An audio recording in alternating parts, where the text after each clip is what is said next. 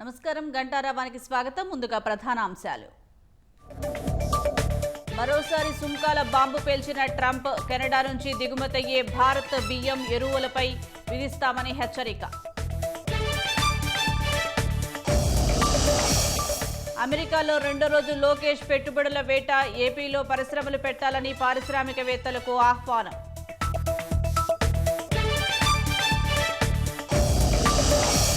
విశాఖలో జీవీఎంసీ వాహన బీభత్సం, బస్టాప్లోకి దూసుకు వెళ్లడంతో వ్యక్తి దుర్మరణం.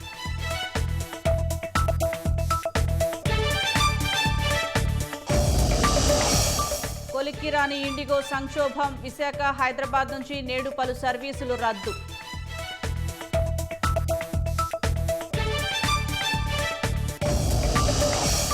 ఎన్నికల సంస్కరణలపై ఇవాళ లోక్సభలో చర్చ ప్రారంభించనున్న రాహుల్ గాంధీ.